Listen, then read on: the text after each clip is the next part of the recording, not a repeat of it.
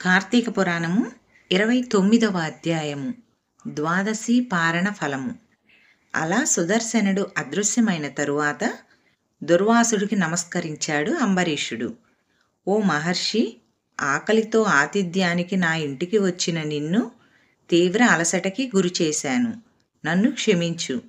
నా యందు దయ ఉంచి ఇప్పటికైనా నా ఇంట్లో విందుని ఆరగించి నా యొక్క పాపాలని సర్వదోషాలని పోగొట్టు అంటూ వేడుకున్నాడు అంబరీషుడు. ఆ అభ్యర్థనకి కరిగిపోయిన దుర్వాసుడు, రాజా, ప్రాణదానం చేసిన వాణ్ణి తండ్రి అంటారు. నీవు నా ప్రాణాలను కాపాడి నాకు తండ్రితో సమానుడివి అయ్యావు. నిజానికి నేనే నీకు నమస్కరించాలి. కానీ బ్రాహ్మణుడిని, తపస్సంపన్నుడిని, నీకన్నా వయసులో పెద్దవాణ్ణి, వృద్ధుణ్ణి కనుక నా నమస్కారం నీకు కీడును కలిగిస్తుందే కానీ మేలు చేయదు.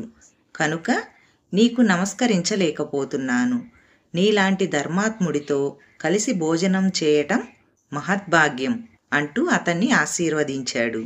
అంబరీషుడి ఆతిథ్యాన్ని స్వీకరించి దుర్వాసుడు తన ఆశ్రమానికి తరలి వెళ్ళాడు.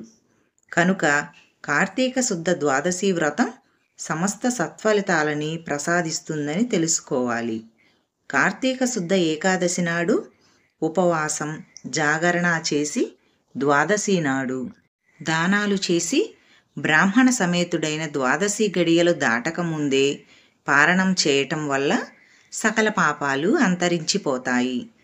ఈ యొక్క పుణ్యగాథని చదివినా, విన్నా, చదివించిన అట్టివారు ప్రస్తుతం ఇహలోక సుఖాలన్నీ అనుభవించి పరలోకంలో ఉత్తమ ఫలితాల్ని పొందుతారు అంటూ కార్తీక పురాణ మహత్యాన్ని సౌనకాది మునులకు తెలియచేశాడు సూత మహర్షి.